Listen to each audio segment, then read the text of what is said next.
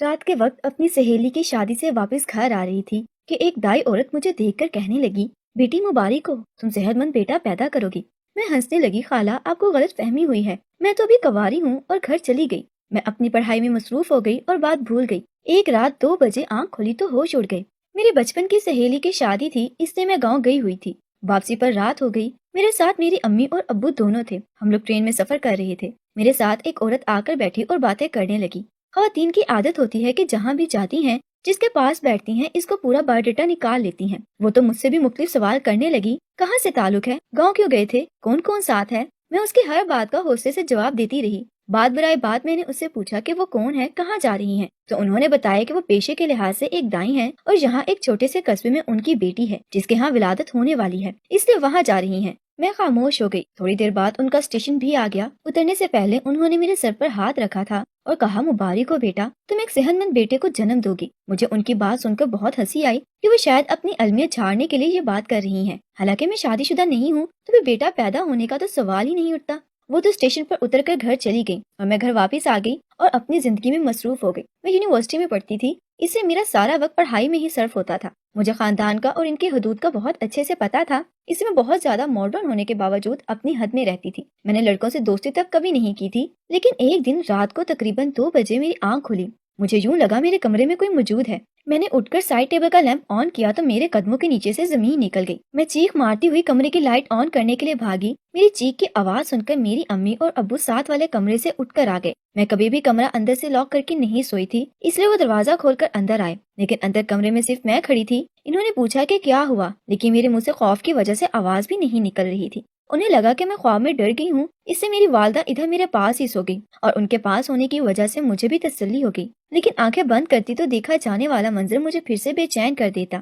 اب تو مجھے یونیورسٹی بھی جانے کو دل نہیں کرتا تھا، لیکن اتنے سالوں کی محنت تھی، اسے چھوڑ بھی نہیں سکتی تھی۔ کچھ دنوں بعد میں یونی گئی اور کلاس میں داخل ہوتے ہی مجھے وہ منظر نظر آنے لگا اور مجھے لگا اب میں نہیں پڑھ سکوں گی۔ اصل میں اس رات میں نے اپنے کمرے میں اپنی ہی یونیورسٹی کا انتہائی بگڑا ہوا امیر زادہ دیکھا تھا، جو یونیورسٹی میں بھی میرے پیچھے پیچھے پڑا ہوا تھا، لیکن جس کو میں صاف صاف انکار میں جواب دے چکی تھی۔ پہلے ہی اس کو اپنے کمرے میں دیکھنا واقعی حیران کن چیز تھی، اور سب سے بڑی بات یہ تھی کہ وہ لڑکا جو ہر وقت میرے پیچھے پڑا رہتا تھا اور یونیورسٹی میں میرے پیچھے پیچھے گھومتا تھا، یہاں تک کہ آتے جاتے آواز ضرور کر دیتا تھا، اس کے بعد اس نے مجھے تنگ کرنا چھوڑ دیا تھا، اور تو وہ اور ایسے نظر انداز کرتا تھا جیسے مجھے اس نے کبھی تنگ ہی نہیں کیا تھا۔ میں حیران تھی کہ یہ کیسے ہو گیا ہے، اور اب تو سچ میں اس رات والے منظر کو اپنا وہم سمجھ رہی تھی۔ کچھ زیادہ دن نہیں گزرے تھے کہ میں بیمار رہنا شروع ہو گئی۔ عجیب قسم کی بیماریاں مجھے لگنا شروع ہو گئی تھی، جس کی سمجھ کسی میڈیکل سائنس کو نہیں آتی تھی۔ کبھی جسم میں درد ہونے لگتا تو کبھی سارے جسم میں خارش ہونے لگتی، لیکن کسی کو کچھ سمجھ نہیں آ رہی تھی۔ آخر میں شہر کے سب سے بڑے ہسپتال میں گئی اور ان کے علاج سے مجھے افاقہ ہونے لگا۔ اب میں بہتر ہونے لگی تھی، اس لیے میں نے کسی اور ڈاکٹر کے پاس جانے کی ضرورت ہی محسوس نہیں کی اور اسی ڈاکٹر کے پاس جاتی رہی۔ اس نے مجھے کہا کہ 3 مہینے کا کورس کرنا ہوگا مجھے، تو میں ٹھیک ہو جاؤں گی۔ لیکن جب میں مکمل طور پر ٹھیک ہو چکی تھی تو میں نے ہسپتال جانا چھوڑ دیا۔ لیکن 1 مہینہ گزرنے کے بعد ہی مجھ پر انکشاف ہوا کہ میں تو ماں بننے والی ہوں، اور اس خبر نے نہ صرف مجھے ہی بلکہ میرے ماں باپ کو بھی پریشان کر دیا تھا۔ میری ماں بار بار مجھ سے پوچھتی کہ یہ بچہ کس کا ہے، لیکن میں نے تو آج تک کسی کو قریب بھی نہیں آنے دیا تھا۔ میں رو رو کر ان کو یقین دلاتی کہ میں نہیں جانتی کہ یہ بچہ کس کا ہے، لیکن میری بات پر یقین کوئی نہیں کرتا تھا، اور وہ حق بجانب بھی تھے، کیونکہ میں کوئی مریم تو تھی نہیں جس کی کوکھ میں عیسیٰ آ جاتا۔ اس کشمکش میں 2 مہینے مزید گزر گئے۔ پھر جب ڈاکٹر کے پاس گئی تو انہوں نے کہا کہ اب کچھ نہیں ہو سکتا، کیونکہ اس صورت میں میری جان کو بھی خطرہ ہو سکتا ہے، اس لیے اب آخر تک انتظار ہی کرنا پڑے گا۔ اگر میں ادھر ہی رہتی تو پورے خاندان میں ہی یہ بات پتہ چلتی۔ سب نے طرح طرح کے سوال کر کے میرے والدین کو اور مجھے پریشان کرنا تھا، اور بات ہی ایسی تھی، کیسے کسی لڑکی کو ایسے بچہ ہو سکتا ہے۔ میرے ماں باپ کا سوال جب حد سے بڑھنے لگا تو میں نے ان کو قسم کھا کر بتایا کہ میں بھی نہیں جانتی کہ یہ بچہ کس کا ہے، بلکہ میں نے ان کو اس رات کا واقعہ بھی بتا دیا کہ اس رات جو آپ لوگوں کو لگتا تھا کہ میں خواب میں ڈر گئی ہوں، وہ میں ڈری نہیں تھی۔ مجھے کمرے میں ہمارے ایریا کے MNA کا بیٹا نظر آیا تھا، لیکن جب میں نے چیخ ماری اور بھاگ کر لائٹ آن کی تب تک وہ واپس چلا گیا تھا، مجھے کمرے میں نظر نہیں آیا، اور اس دن کے بعد اس نے مجھے یونیورسٹی میں بھی تنگ کرنا چھوڑ دیا تھا۔ اس سے پہلے وہ مجھے بہت زیادہ تنگ کرتا تھا، کبھی دوستی کی آفر کرتا تو کبھی کہتا کہ مجھ سے شادی کرنا چاہتا ہے۔ اس نے میرے لیے کلاس لینا بھی محال کر رکھا تھا، لیکن اس دن کے بعد وہ مجھ سے بے پرواہ ہو گیا تھا، اور یہ میرے لیے خوشی کی بات تھی کہ ایسے سمجھ آ گئی تھی میں اس کی کلاس اسٹینڈرڈ کی نہیں لڑکی ہوں، لیکن اس لڑکے کے علاوہ کسی لڑکے نے تو مجھے تنگ نہیں کیا۔ دوستی کی آفر تو بہت کیا کرتے تھے، لیکن میں نے آج تک کسی سے کبھی دوستی نہیں کی۔ جب میری کسی سے سلام دعا تک ہے ہی نہیں تو میں اتنا بڑا قدم کیسے اٹھا سکتی ہوں؟ سچ میں نہیں جانتی کہ یہ بچہ میری کوکھ میں کیسے آیا اور یہ کس کا ہے۔ ماں تو ماں ہوتی ہے، وہ جھوٹ سچ میں فرق معلوم کر لیتی ہے۔ میری ماں نے بھی کہا کہ یہ بالکل ٹھیک بات کر رہی ہے۔ پریشانی حد سے زیادہ بڑھ گئی تھی، اس لیے ماں سے کہا کہ ہمیں کچھ عرصے کے لیے دوسرے شہر چلا جانا چاہیے، اور ہم خود کچھ مہینوں کے لیے گاؤں میں واپس گئے جہاں میری دوست کی شادی کی گئی تھی، اور جہاں کی دائی نے مجھے یہ کہا تھا کہ تم ایک صحت مند بچے کو جنم دو گی۔ وہاں پر ہمیں کوئی نہیں جانتا تھا، اس لیے کسی کو نہیں معلوم تھا کہ میں شادی شدہ ہوں یا نہیں، اس لیے میں وہ سارا ماں ادھر ہی رہی اور اسی دائی کے ہاتھوں میرا بیٹا پیدا ہوا۔ اور اتنا عرصہ پہلے ایک انجان دائی کی کہی ہوئی بات پوری ہو گئی۔ بچے کی پیدائش کے کچھ عرصہ تک تو میں گاؤں میں ہی رہی اور مکمل ٹھیک ہو گئی تو ہم لوگ گھر واپس آ گئے، لیکن بچہ وہاں گاؤں میں ہی چھوڑ کر آئی، ایک ایسے جوڑے کے پاس جو بے اولاد تھا۔ مجھے لگا کہ اب زندگی آسان ہو جائے گی، لیکن زندگی کی اصل مشکل تو اب شروع ہوئی تھی۔ نہ جانے کس طرح میری رپورٹس اسی لڑکے کے ہاتھ لگ گئی تھی، اور اس نے وہ رپورٹس میرے تمام دوستوں میں بانٹ دی تھی۔ جب میں نے واپس یونیورسٹی جوائن کی تو میرے ساتھ والے سب ایک سیمسٹر آگے پہنچ چکے تھے۔ میں نے ایک سیمسٹر فریز کروا دیا تھا، لیکن ان سب کے پاس میری رپورٹس تھیں، اس لیے سبھی مجھ سے سوال کر رہے تھے کہ کس کا بچہ ہے، کس کے ساتھ چکر ہے، اور بچہ کدھر ہے۔ کبھی کوئی کیا پوچھتا، کبھی کوئی کیا۔ میرے لیے یونیورسٹی میں رہنا مشکل ہو گیا تھا، کس کس کو صفائیاں دیتی اور کون میری بات پر یقین رکھتا۔ میرا آخری سیمسٹر بہت ہی مشکل سے جیسے تیسے کر کے میں نے مکمل کر لیا اور یونیورسٹی سے نکل آئی۔ اتنے میں وہ بدنامی یونیورسٹی میں ختم نہیں ہوئی، بلکہ وہ باہر نکل آئی تھی۔ میرے محلے تک بات پہنچ گئی تھی، اور صرف محلے والے کیا، میرے خاندان میں بھی بات پہنچ گئی تھی، کیونکہ ایسی باتیں زیادہ عرصہ چھپتی نہیں ہیں۔ اور جب ان لوگوں کے پاس ایک ثبوت بھی تھا، اور حیرت کی بات تھی کہ سب کے پاس میری رپورٹس کی کاپی تھی، میں کسی کو بھی جھٹلا بھی نہیں سکتی تھی۔ بہت سے لوگوں سے تو میں نے یہ بھی کہا کہ یہ رپورٹ چینج ہو گئی تھی، اس وقت کی فیک رپورٹ ہے، بعد میں ڈاکٹر نے رپورٹ ٹھیک کر دی تھی۔ لیکن اس کہانی پر یقین کون کرتا، کیونکہ میں نے باقاعدہ سیمسٹر فریز کروایا تھا، بلکہ میں شہر میں موجود بھی نہیں تھی۔ اور صرف یہی نہیں، بلکہ میرے قریب 3 دوستوں کو بھی معلوم نہیں تھا کہ میں کہاں پر ہوں۔ اس سے سب کو ہی معلوم تھا کہ میں جھوٹ بول رہی ہوں۔ لوگ طرح طرح کے سوال کرتے کہ وہ بچہ کہاں پہ ہو سکتا ہے، تو کبھی کوئی کیا کہتا۔ میں حجاب لیا کرتی تھی، اس لیے جب میں حجاب میں باہر نکلتی طرح طرح کی باتیں سننے کو ملتی کہ بڑی کی پردے والی بنتی ہے، اور کرتوت تو دیکھو۔ میرے دوستوں کے گھر والوں تک جب یہ بات پہنچی تو انہوں نے میری ان سے دوستی ختم کروا دی۔ سب نے ایک طرح سے میرا سوشل بائیکاٹ کر دیا تھا، اور میں جو یونیورسٹی میں بہت زیادہ مقبول ہوا کرتی تھی، بلکہ لڑکوں میں بھی میرے نام کا ڈنکا بجا کرتا تھا، وہ سب کچھ ختم ہو گیا تھا۔ اب سب کے لیے میں ایک بد کردار لڑکی تھی۔ میرا نام کیا سے کیا ہو گیا تھا، اس بات کا اندازہ میرے والدین کو بھی ہو گیا تھا، کیونکہ وہ بھی میرے ساتھ یہ سب فیس کر رہے تھے۔ میں نے ارادہ کیا کہ ہمیں اب شہر سے چلے جانا چاہیے۔ میری پڑھائی مکمل ہو چکی تھی اور اس شہر سے جا سکتے تھے، لیکن والدین شروع سے اسی شہر میں رہ رہے تھے، وہاں سے جانا نہیں چاہتے تھے۔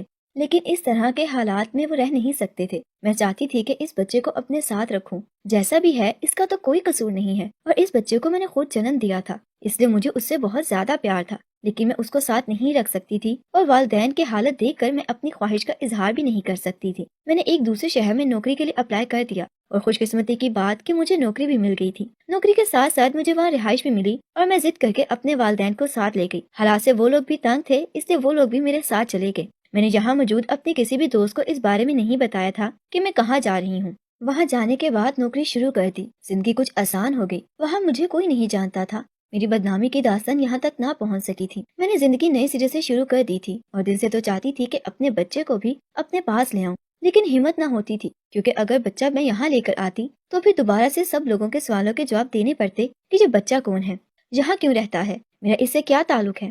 جہاں میری وہی پہچان تھی جو میں نے بنائی تھی، ایک نوکری کرنے والی کنواری لڑکی جو اپنے والدین کے ساتھ رہتی تھی۔ مجھے یہاں رہتے ہوئے بہت وقت گزر گیا تھا، اب تو والدین بھی اس شہر کے عادی ہو گئے تھے۔ زندگی بہت اچھی گزر رہی تھی۔ میرے والدین چاہتے تھے کہ میں شادی کر لوں، لیکن میں شادی کے نام سے بھی دور بھاگنے لگی تھی۔ مجھے لگتا تھا کہ جس بدنامی سے بچ کر یہاں آئی ہوں، اگر میں نے شادی کر لی تو بدنامی دوبارہ سے پیچھا کرتی ہوئی یہاں تک پہنچ جائے گی، اور ایسے بھی میں نے شادی کر کے کیا کرنا تھا، میرے پاس میرا بیٹا تھا جس کے سہارے زندگی گزار سکتی تھی۔ انہی دنوں MNA کے اس بیٹے کی شادی کی خبریں گردش کرنے لگی جو کبھی مجھ سے شادی کرنے چاہتا تھا۔ مجھے معلوم تھا کہ ایسے لڑکے صرف ٹائم پاس کیا کرتے ہیں، اور جو ان کا ٹائم پاس نہیں بنتی وہ صرف ان کی ضد ہوتی ہیں۔ لیکن میری قسمت اچھی تھی شاید کہ اس کے ہاتھوں بچ گئی تھی۔ لیکن کبھی کبھی مجھے یاد آتا وہ اس رات میرے کمرے میں کیا کرنے آیا تھا، یا شاید اس نے مجھے استعمال کیا تھا۔ ایک جیتا جاگتا بچہ اس بات کا واضح ثبوت تھا کہ کسی نے تو مجھے استعمال کیا تھا، لیکن وہ کون ہے یہ مجھے معلوم نہیں تھا۔ آج تک بھی میں اس بات کو نہیں جان سکی تھی۔ کبھی کبھار میں اس بچے سے ملنے کے لیے جایا کرتی تھی، اور میرا تعارف یہی تھا کہ میں ان کی دور پار کے رشتے دار ہوں۔ گاؤں میں بھی بہت کم لوگوں کو معلوم تھا کہ یہ بچہ میرا ہے۔ اس کی وجہ سے اس گاؤں جاتے ہوئے مجھے کوئی مسئلہ نہیں تھا۔ میرے والدین چاہتے تھے کہ ان کی آنکھیں بند ہونے سے پہلے میں اپنے گھر کی ہو جاؤں، جبکہ مجھ میں ہمت نہیں تھی، اور میرے والد یہی خواہش کرتے ہوئے اس دنیا سے چلے گئے تھے۔ اب ہم دونوں ہی ایک دوسرے کا سہارا تھی۔ میں دل ہی دل میں اللہ سے دعا کرتی کہ میرا مجرم جو بھی ہے اس کے بارے میں اللہ پاک تو سب جانتے ہیں، وہ اس کو ایسی سزا دے کہ دنیا اس کی سزا دیکھے۔ میں نے معاملہ اللہ پر چھوڑ دیا تھا، اور خدا کبھی بھی کسی کے ساتھ بے انصافی نہیں کرتا، اس بات کا مجھے یقین تھا۔ میں نے اپنی زندگی کا محور اپنی ماں اور اس بچے کو بنا لیا تھا، اور وہ اتنا بڑا ہو چکا تھا کہ اکیلا رہ سکتا تھا، اس لیے میں نے اس کو بورڈنگ اسکول میں داخل کروا دیا تھا، جہاں پر میں نے گارڈین میں اپنا نام لکھوایا تھا۔ اس لڑکی کی شادی کی خبر سچ ہے یا مجھے معلوم تھا، لیکن میں نے کبھی بددعا نہیں کی تھی کہ وہ خوش نہ رہے، لیکن کہتے ہیں کہ غلط کرنے والے کبھی خوش نہیں رہ سکتے، یا شاید میرے انصاف کا وقت آ گیا تھا، اس لیے اس لڑکے کا ایک بہت ہی برا ایکسیڈنٹ ہوا، اور یہاں تک کہ وہ کوما میں چلا گیا۔ انسانیت کے ناطے مجھے کچھ دکھ بھی ہوا، لیکن جتنا وہ مجھے تنگ کر چکا تھا اس کے بعد مجھے اسے کوئی ہمدردی نہیں تھی۔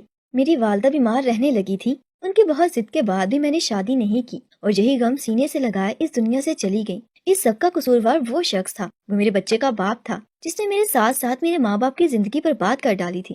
میں نے ساری زندگی اسے اپنے بیٹے کے لیے وقف کر دی تھی، جس کے باپ کا نام تک میں نہیں جانتی تھی، اور میں نے اس کو قانونی طریقے سے اڈاپٹ کر لیا تھا، اس سے اب میں اسے اپنے گھر میں لا سکتی تھی اور سب کے سوالوں کو جواب دے سکتی تھی کہ بچہ اڈاپٹیڈ ہے۔ وقت کا کام ہے گزرنا، اور وہ گزر رہا تھا۔ میرا بچہ بڑا ہو چکا تھا، اور اسے معلوم ہو چکا تھا کہ میں اس کی ماں ہوں، اور وہ مجھے ماں جیسا ہی پیار دیتا تھا، لیکن میرے بچے کو باپ کی کمی تھی، اس بات کا مجھے شدت سے احساس تھا، لیکن اس کا میرے پاس کوئی حل نہیں تھا۔ بس کبھی اکیلے بیٹھ کے خدا سے شکوہ کر لیتی، اور پھر آنسو پہنچ کر دوبارہ زندگی کے دور میں شامل ہو جاتی۔ اس لڑکے کے بارے میں معلومات مجھے ملتی رہتی تھی کہ وہ کوما سے باہر تو آ چکا ہے، لیکن اس برے طریقے سے زخمی ہوا ہے کہ وہ اب کبھی باپ نہیں بن سکتا، اور اس کی اس کمی کی وجہ سے اس کی بیوی بھی اسے چھوڑ کر جا چکی ہے۔ یہ ساری معلومات میڈیا سے ملتی تھی، لیکن میں یہ سب بہت پیچھے چھوڑ آئی تھی۔ وہ لوگ جو صرف مجھ پر باتیں کیا کرتے تھے وہ تو شاید مجھے بھول گئے ہوں گے، اس لیے جب ہماری کمپنی کی اس شہر میں برانچ مینیجر کی ویکینسی آئی تو مجھے اس پوسٹ پر بھیج دیا گیا۔ وہاں اپنا گھر تو تھا ہی، اس لیے میں نے جانے سے انکار نہیں کیا اور واپس اس شہر میں چلی گئی۔ اس نے کبھی مجھے بھاگنے پر مجبور کیا تھا۔ وہاں جانے کے بعد اس لڑکے کے بارے میں زیادہ معلومات ملی، کیا مکمل طور پر ٹھیک ہو چکا ہے، لیکن باپ بننے کی صلاحیت سے محروم ہو گیا ہے، اور پھر وہ ہوا جس کے بارے میں کبھی میں نے سوچا بھی نہیں تھا۔ بیٹا تو میرا بورڈنگ اسکول میں پڑھتا تھا، اس لیے میں گھر میں اکیلی ہوتی تھی۔ میں شام کو آفس سے واپس گھر آئی تو تھوڑی دیر بعد ڈاکٹر جس نے سالوں پہلے میرا علاج کیا تھا وہ میرے گھر آ گئی۔ میں نے اسے بٹھایا، میں اس کی آمد پر حیران بھی تھی۔ میں تو اس کے احسان مند تھی کہ اس کی دوائی سے ہی میں ٹھیک ہوئی تھی، لیکن اس نے مجھے کہا کہ وہ مجھ سے معافی مانگنے آئی ہے، کیونکہ وہ ریٹائر ہو چکی ہے اور کینسر کی مریض ہے، کبھی بھی مر سکتی ہے، اور سب سے بڑی بات وہ میری ہی مجرم ہے، اس لیے وہ مجھ سے معافی مانگنے آئی ہے۔ مجھے حیرت ہوئی کہ وہ مجھ سے کس بات کی معافی مانگ رہی ہے، تو اس نے بتایا کہ جب میں اس کے پاس علاج کروا رہی تھی تب ایم کے اسی بیٹے نے اس کو پیسے دیے تھے تاکہ میں علاج کی آڑ پر تم پر کلونگ کا طریقہ آزماؤں، اور میں نے وہ طریقہ آزمایا تھا، واقعی وہ کامیاب ہو گیا تھا۔ مجھے معلوم ہے کہ تمہارا کوئی بچہ یا بچی بھی ہوگا، اور وہ بچہ یا بچی اسی لڑکے کا ہے۔ مجھے میرا ضمیر چین نہیں لینے دے رہا تھا، اس لیے میں تم سے معافی مانگنے آئی ہوں۔ جب وہ خود اپنا جرم قبول کر رہی تھی تو اس کے بعد میں اسے کیا کہتی جسے قدرت پہلے ہی سزا دے چکی تھی، اسے میں نے اسے کھلے دل سے معاف کر دیا۔ لیکن میں جو ہمیشہ سوچتی تھی کہ میرے بچے کا باپ کون ہے اور میرا مجرم کون ہوگا، اس سوال کا جواب آج مجھے مل گیا تھا، اور ساتھ ہی خدا کے انصاف پر یقین بھی کہ اس نے ایسے سزا دی تھی کہ وہ کبھی بھی باپ نہیں بن سکتا تھا۔ یہی بات جا کر اس ڈاکٹر نے اس کے گھر بھی بتا دی تھی کہ کچھ دنوں بعد ہی وہ ایم اور اس کی بیوی اور ان کا بیٹا تینوں میرے گھر آئے، اور انہوں نے ہاتھ جوڑ کر مجھ سے معذرت کی کہ ہمارے بیٹے نے اس وقت جو غلطی کی تھی ہمیں معلوم نہیں تھا۔ میں نے اس سے پوچھا کہ اس نے میرے ساتھ کیا کیا تھا۔ اس نے بتایا کہ وہ صرف مجھ سے بدلہ لینا چاہتا تھا، کیونکہ میں نے سب کی طرح اس کی شخصیت یا اس کے پیسے کی قدر نہیں کی تھی، بلکہ اسے صاف صاف انکار کر دیا تھا، اور وہ اس کی انا پر لگا تھا، اور اس نے اسی لیے یہ گھناؤنا اقدام اٹھایا تھا۔ اس نے بتایا کہ تم نے جس رات مجھے اپنے کمرے میں دیکھا تھا میں اس دن حقیقتاً تمہارے کمرے میں ہی تھا، اور وہاں میں اس لیے گیا تھا کہ تمہاری ڈیلی استعمال ہونے والی کریم میں ایسا کیمیکل ملا دوں جس سے تمہیں مکمل طور پر تو جلد کا کینسر نہیں ہو سکتا تھا، لیکن علامات اسی کی ظاہر ہو سکتی تھی۔ میں جانتا تھا کہ تم بیماری کی وجہ سے یونیورسٹی آنا چھوڑ دو گی، لیکن جب تم اس ڈاکٹر کے پاس گئی اور ٹھیک ہونا شروع ہو گئی تو میں نے دوسری ترکیب سوچی اور یہ والا کام کیا۔ اس کے والدین کو یہ سب بھی معلوم نہیں تھا، لیکن وہ چاہتے تھے کہ میں ان کے بیٹے سے شادی کر لوں، اور وہ جو بچہ پہلے سے ہی ان کا ہے وہ بچہ ان کو دے دوں۔ میں اپنا بیٹا تو کسی صورت ان کو دینے کو تیار نہیں تھی، لیکن ان بوڑھے ماں باپ کے بندھے ہوئے ہاتھوں کو دیکھنے کے بعد شادی پر تیار ہو گئی۔ کبھی میرے کردار پر انگلی اٹھانے والے آج مجھ پر رشک کر رہے تھے، کیونکہ اتنے بڑے خاندان کی کمزوری میرے ہاتھ میں تھی۔ ان کا وارث میرے پاس تھا، اور اگر میں چاہتی تو کبھی وہ ان کے پاس نہیں رہ سکتا تھا، اور یہ خدا کا انصاف تھا، اور بے شک خدا بہترین انصاف کرنے والا ہے۔